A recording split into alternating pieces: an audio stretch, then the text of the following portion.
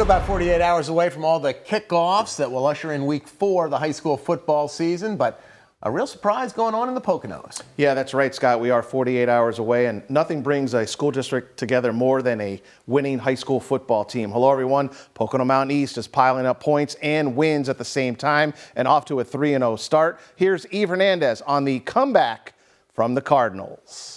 The Cardinals at Pocono Mountain East are leaving the comfort of the nest they've built and are starting to fly. The team is off to a 3-0 record under Dustin Thomas, who's in his second season as head coach. The kids have now been in this offense for 2 years, and everything I signal or say, they kind of can understand to the point where they sometimes think that, you know, they can make up their own plays and they'll bring them to me and present them. But it's really cool that they kind of understand the offense. I think they've done a great job with Coach Fox. The Cardinals won just 1 out of 11 games last season, finishing with a 1-10 record.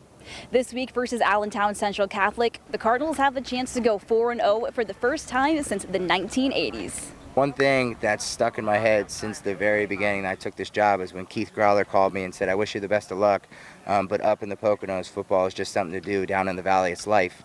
And I told the kids that has stuck with me since I've taken this job, and it's been in the back of my head and it's been bothering me. So I want to make sure that when we do go play these valley teams, that kind of that energy that's inside of me is living through them as well. Number 13, Pocono Mountain East has the speed to keep up with those valley teams left on their schedule. Senior Amari Green had over 200 rushing yards last week and 2 interceptions, while Justin Williams has been a top target for first-year starting quarterback CJ Surface. The goals haven't changed a lot. We kind of all had our own goals, like I have touchdown goals, you know, receptions and stuff like that. And I try not to look ahead too much, but when I do look ahead, I see us.